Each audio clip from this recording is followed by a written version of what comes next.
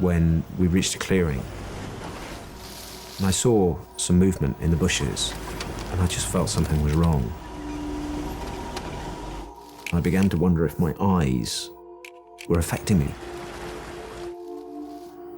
The bushes seemed to be moving slightly. And then suddenly, charged 30 Khmer Rouge soldiers.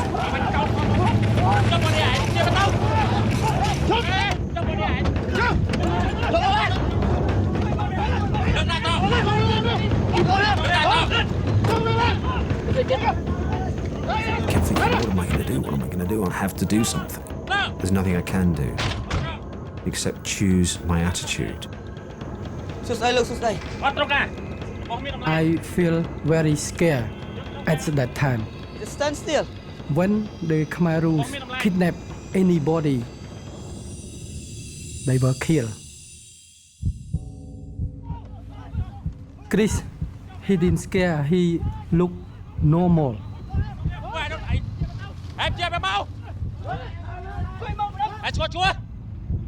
Everything that I did was focused on, well, how can we survive? How can we get out of here?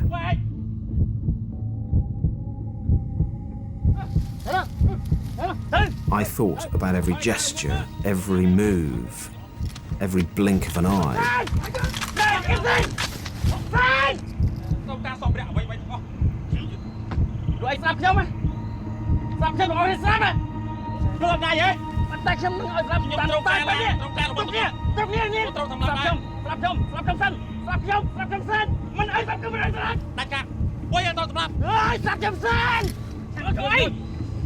He said, why you come here? To help the Cambodian people. We are demining the area.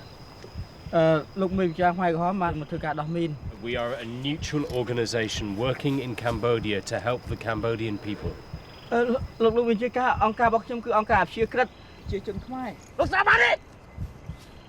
He said that he doesn't care, neutral or it's not neutral, but this is his area.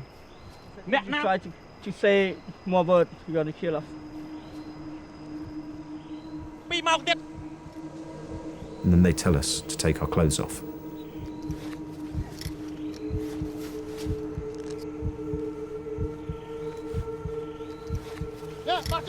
I suppose fear is such a lonely thing. Here you are with all these people, and yet inside I felt very lonely. And I'm standing there in my underpants thinking, right, no matter what happens, I'll never assume the role of victim. Because I do think that if you behave in a certain way, you pre-program others to treat you in a certain way. They tell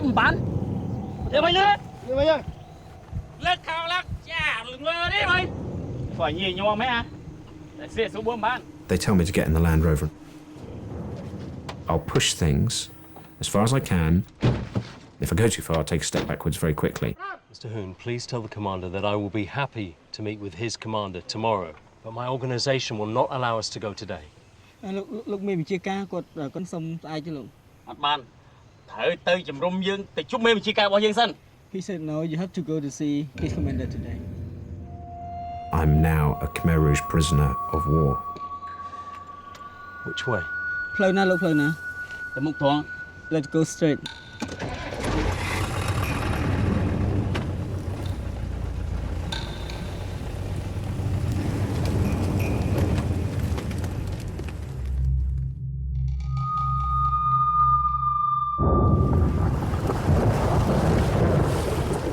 We're driving for what seems an eternity.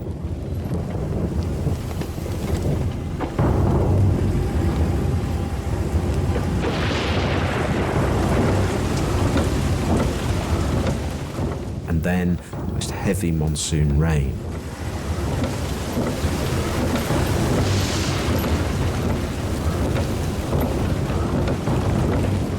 The look on Hun's face tells me that he thinks we're going to die. There's no hope in his eyes. I'm watching The Khmer Rouge soldiers, I'm trying to work out what's going on inside their heads. You look in their eyes and there's just nothing there. There's no compassion, no feeling, no nothing. And there would be no point, you realise quite quickly, in ever asking them for kindness or mercy because they couldn't understand it.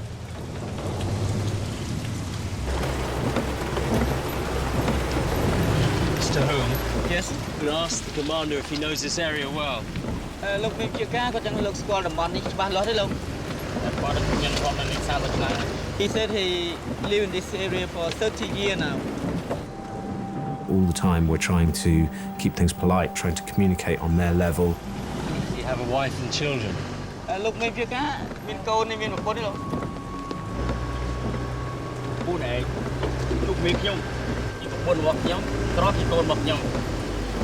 Before he's married, but now he used the weapon as his wife, and the bullet is his son.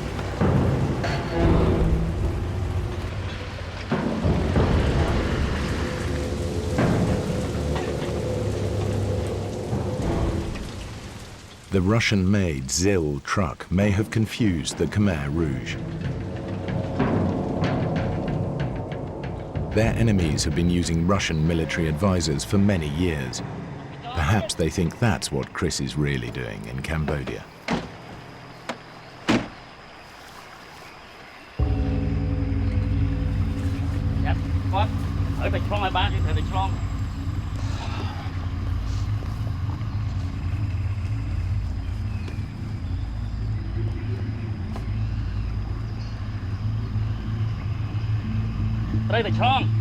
You must cross the river.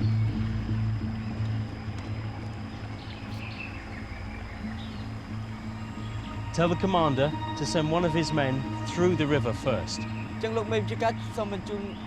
Psychologically, it's going to be far better if I make him send one of his men in to get wet. What I need to do is create some sort of a relationship with them in which they respect me. The commander would be very unlikely himself to walk through. He'd get one of his guys to do it. This river marks the unofficial boundary between government and Khmer Rouge territory. The recent heavy monsoon rain has made it virtually impossible to cross. No, it is too deep for the Land Rover. We cannot go across. For the first time that day, I feel good because I'm calling the shots. I'm saying no. I am now in control.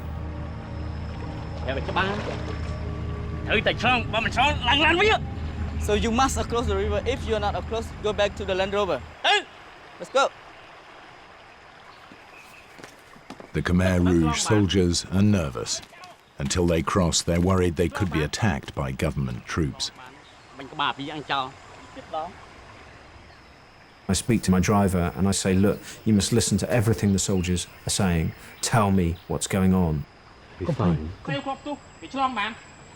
You say, Mr. Home? If in the next 20 minutes we are not across the river, they want to burn our car and they want to kill us. We'll get across the river. I have to find a way to get the vehicles through.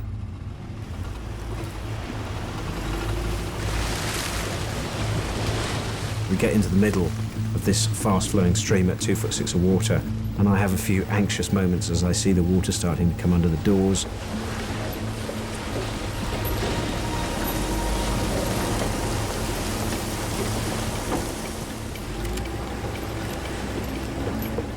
We just get through.